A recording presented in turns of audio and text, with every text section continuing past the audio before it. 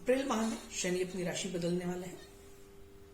29 अप्रैल 2022 से शनि वर्तमान राशि जिसमें वो भ्रमण कर रहे हैं मकर को छोड़ करके और कुंभ राशि में प्रवेश करेंगे। कुंभ राशि में उनका भ्रमण काल रहेगा 22 जुलाई 2022 तक। सभी लोग इस बारे में बहुत बातें कर रहे हैं कि अभी शनि का राशि परिवर्तन होने वाला है, शनि का राशि परिवर्तन होने वाला है, परंतु ये राशि परिवर्तन बहुत ही अल्पकालीन रहेगा, बहुत ही कम समय के लिए रहेगा और नई राशि का बहुत अधिक प्रभाव आम जनजीवन तक नहीं पहुंच पाएगा और उसके पहले ही शनि अपनी राशि परिवर्तित कर पुनः जिस राशि में वो भ्रमण कर रहे हैं मकर राशि में आ जाएगा। तो शनि के इस राशि परिवर्तन का उतना खासा प्रभाव सब तक नहीं पहुंचेगा, बल्कि शनि से रिलेटेड एक और बहुत ही इंपॉर्टेंट इवेंट होने वाला है, वो है शनि का नक्षत्र परिवर्तन। शनि लगभग 1 वर्ष एक नक्षत्र में रहते हैं। वर्तमान में शनि का भ्रमण काल है श्रवण नक्षत्र में भ्रमण चल रहा है, श्रवण नक्षत्र में, जो कि है 21 जनवरी 2021 और इस श्रवण नक्षत्र से निकल करके अब शनि का प्रवेश होने वाला है धनिष्ठा नक्षत्र। तो दोस्तों इस वीडियो में हम उसी पर बात कर रहे हैं कि शनि का नक्षत्र परिवर्तन क्या कुछ लेकर के आएगा आम जनजीवन के लिए। चूंकि ये भ्रमण काल लंबा होता है, शनि कर्म से जुड़ा हुआ एक बहुत ही इंपॉर्टेंट ग्रह है, जो भी हमारे हार्डवर्क होते हैं और उस हार्डवर्क का आउटकम होता है, जो रिजल्ट हमें मिलता है वो पूरा शनि पर डिपेंडेंट रहता है। जिस व्यक्ति की कुंडली में शनि जितना अधिक मजबूत होगा उसे उतने अधिक कर्मफल प्राप्त होंगे, कम कर्म करके बहुत अधिक प्रतिफल प्राप्त होगा। जितना शनि कमजोर होगा कुंडली में उस व्यक्ति को उतना श्रम, उतना परिश्रम, उतना दुख सहन करना पड़ेगा, उतनी तकलीफें उठानी पड़ेंगी और उतना कम पारिश्रमिक उस व्यक्ति को मिलेगा। आप जीवन में कितना क्या भोग पाते हैं, कितना आपको फल मिलता है, ये सारा शनि पर निर्धारित करता है, क्योंकि शनि आपके कर्म फलों के साथ साथ आपको अपने गलत कर्मों का दंड भी देता है। तो सेम माइनस मार्किंग वाला सिस्टम शनि के साथ अप्लाई होता है कि जो आप कर्म करते हैं उसमें से बहुत सारा जो गलतियां आपने की है या पहले से आपने गलतियां कर रखी हैं पूर्व जन्म से, उनका दंड भी जो है आपके फल में से माइनस हो जाता है, लेस हो जाता है, या दुखों के बदले में आपको मिलता है, या उतने अवरोध आपके सफलता की मार्ग में आपको फेस करने पड़ते हैं, उतने अवरोध जो है आते हैं। इसलिए शनि से रिलेटेड कोई भी इवेंट अगर है तो वो इवेंट बहुत ही इंपॉर्टेंट इवेंट होता है। यहां हम बात कर रहे हैं शनि के नक्षत्र परिवर्तन की। जैसा मैंने बताया, शनि श्रवण नक्षत्र जो कि चंद्रमा का नक्षत्र है, वहां से निकल करके मंगल के नक्षत्र धनिष्ठा में प्रवेश करेंगे आगामी 18 फरवरी को, जो कि जो इवेंट है या ये भ्रमण काल है अगले वर्ष मार्च तक रहेगा। धनिष्ठा नक्षत्र की दरअसल 4 चरण होते हैं, सभी नक्षत्रों के 4 चरण होते हैं। तो 2 चरण यहाँ इनके 2 चरण जो रहेंगे वो रहेंगे मकर राशि में और 2 होंगे कुंभ राशि में।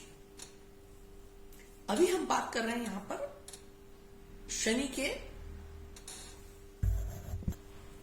मकर राशि के काल के, यानी धनिष्ठा नक्षत्र के प्रथम 2 चरण, क्योंकि उसके बाद शनि का प्रवेश हो चुका होगा कुंभ राशि में। तो डेफिनेटली जब राशि बदलती है तो कहीं ना कहीं उसके फल भी बदलते हैं।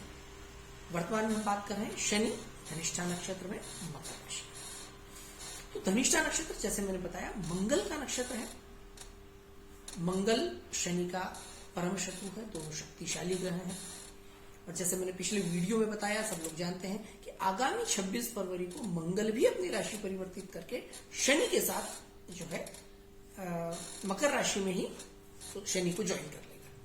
तो जब एक ही राशि में शनि और मंगल दोनों साथ में होंगे तो ये कहीं ना कहीं एक बहुत ही मेजर एस्ट्रोलॉजिकल इवेंट होगा, कि दोनों ही एक दूसरे के बड़े शत्रु हैं। मकर राशि में दोनों ही शक्तिशाली होंगे। दोनों शक्तिशाली इसलिए होंगे क्योंकि शनि की वो मकर राशि है, स्वयं की अपने स्वामित्व की है, और मंगल की उच्च की राशि है, क्योंकि वहां पर दोनों ही बहुत मजबूत अवस्था में होंगे।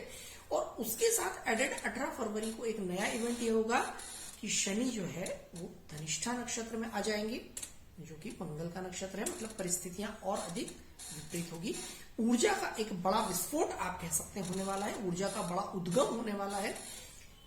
सदुपयोग बहुत कारगर होगा, रचनात्मक होगा, क्रिएटिव होगा, पर डेफिनेटली कहीं ना कहीं दुरुपयोग डिस्ट्रक्टिव होगा। यानी दोनों तरह के परिणाम हमें इस इवेंट के देखने को मिलेंगे, सकारात्मक भी और नकारात्मक।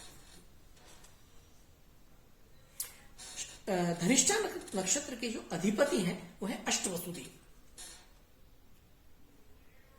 जो कि पृथ्वी, आकाश, जल, वायु, प्रकाश, सूर्य, चंद्र, इन सब के देवता है।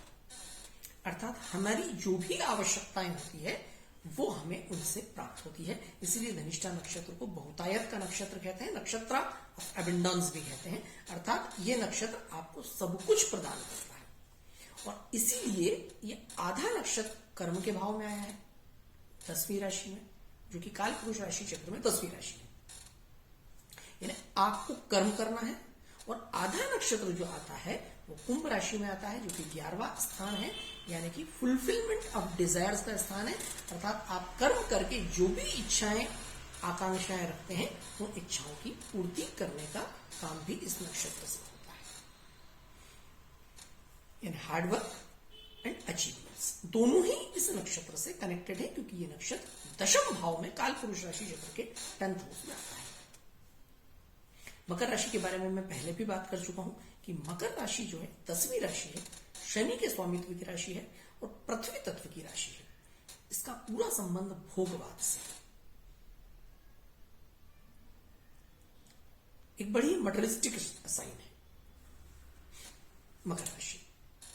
तो ये जो दो चरण है, यहां पर जब नक्षत्र धनिष्ठा होगा, शनि उसमें स्थित होगा 26 तारीख से, मकर भी धनिष्ठा में नहीं परंतु मकर राशि में ही स्थित होगा, तो एनर्जी का बड़ा उद्गम होगा। वो एनर्जी क्रिएटिव भी होगी, डेफिनेटली वो एनर्जी डिस्ट्रक्टिव भी होगी। कई सारी प्राकृतिक आपदाओं की संभावनाएं भी रह सकती है। जो लोग इन ग्रहों की राशियों से जुड़े हैं, यानी मंगल की राशि से या कह सकते हैं शनि की राशि से, कुंभ राशि, मकर राशि, मेष राशि, वृश्चिक राशि, या मैं यहां पर थोड़ा सा न्यूमरोलॉजी साइंस को भी ऐड करता हूं, क्योंकि कहीं ना कहीं मंगल से वो लोग भी जुड़े होते हैं जो 9 नंबर से जुड़े हुए हैं। तो उन लोगों के लिए बहुत सारी अपॉर्चुनिटीज भी आएंगी, क्योंकि उन लोगों की एरिया में, उन लोगों की लाइफ में काफी सारे नए अवसर आएंगे, बहुत सारी एनर्जी फ्लो बढ़ेगा, काम की भागादौड़ी रहेगी, काम की अधिकता के साथ साथ बहुत सारी ऐसी परिस्थितियां निर्मित होंगी जो अधिक काम करके अधिक धनार्जन कर सकते हैं या कुछ अधिक लाभार्जन कर सकते हैं। एट द सेम टाइम कहीं ना कहीं एग्रेशन, फ्रस्ट्रेशन, आक्रोश, ये बढ़ने की परिस्थितियां भी निर्मित होंगी। निर्णय हमेशा कर्म पर रहेगा, सोच पर रहेगा, किस प्रकार से सोचते हैं। लोग कहते हैं कि किस प्रकार से कौन सा ग्रह फल दे रहा है। मैं थोड़ा सा एक स्टेप इससे अलग सोचने की कोशिश करता हूं कि हम किस ग्रह से किस प्रकार का फल ले रहे हैं, क्योंकि वहां पर तो एनर्जी फ्लो है, उस एनर्जी का यूटिलाइजेशन आपको करना है, किस प्रकार से करना है। तो धैर्य की भी आवश्यकता है, क्योंकि पृथ्वी तत्व धैर्य का ग्रह है, धैर्य का तत्व है। जितना आप धीरज रख सकते हैं, जितना समझ के साथ काम को शुरू कर सकते हैं, उतने अच्छे रिजल्ट्स आप ले सकते हैं, क्योंकि एनर्जी का फ्लो है। अगर आपने एग्रेशन दिखाया तो डेफिनेटली नुकसान भी करेंगे। वाहन चलाते हुए आपको कहीं जाना है, जल्दबाजी एक्सीडेंट का कारक बनेगी, परंतु बहुत शांति से चलकर आप बहुत सुरक्षित अपने गंतव्य तक पहुंच सकते हैं, क्योंकि जब एनर्जी फ्लो है तो डेफिनेटली मार्ग में बहुत सारे ऑब्स्टिकल्स भी आएंगे। तो इस प्रकार से आपको इस ऊर्जा का सदुपयोग करना है। प्राकृतिक आपदाएं, कुछ सामाजिक राजनीतिक विपरीत परिस्थितियां, ये सामाजिक रूप से रहेंगी, वैश्विक रूप से रहेंगी। इंडिविजुअल्स की लाइफ में भी कुछ इस प्रकार के अप्स एंड डाउन्स आएंगे, उनको धैर्य के साथ आपको फेस करना है, अपॉर्चुनिटीज को यूज करना है, ऑब्स्टिकल्स को धैर्य के साथ क्रॉस करना है। ये परिस्थितियां होंगी। राजनीतिक परिदृश्य न सिर्फ देश में बल्कि देश के बाहर भी कहीं कुछ किस प्रकार के उथल पुथल लिए हुए होगा। ऐसे समय में जब मंगल शनि साथ हो या शनि मंगल के नक्षत्र में हो, तो कुछ भूकंप जैसी घटनाएं, चूंकि पृथ्वी तत्व यहां पर इन्वॉल्व है, तो उस प्रकार की घटनाएं भी होती हैं, हो सकती हैं, संभावनाएं पूरी रहती है। कौन से लोग अधिक प्रभावित होंगे? वही लोग अधिक प्रभावित होंगे जो डायरेक्टली इन ग्रहों से कनेक्टेड है, उस प्रकार के लोग।